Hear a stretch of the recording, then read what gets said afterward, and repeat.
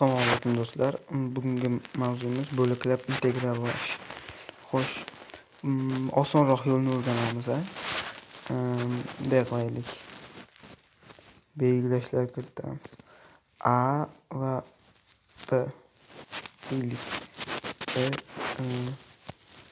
Integral A hosila B turadi.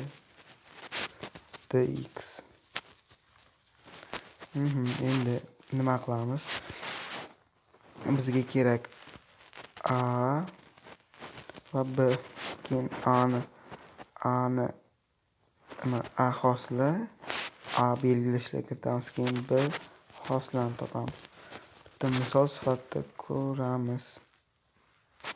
Forma oxirigacha o'tsa keyin A B'ni o'zi bunday qilib va A hosila B minusdan integral A B hosila. Mana shu ko'rinishda bo'ladi ekan. Bitta misol.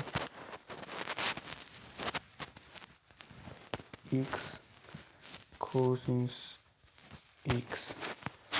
Bitta A deb cosinus X deb belgilaymiz.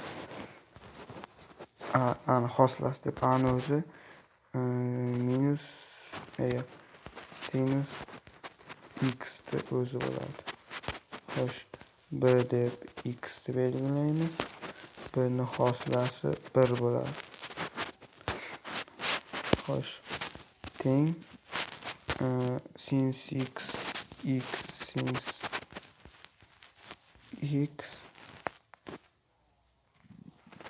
keyin minus sinus X ko'paygan 1 integral teng bo'ladi X sinus X plus cosinus X. Minus cosinus X chiqadi, plus bo'lib ketadi. Mana shunday oson.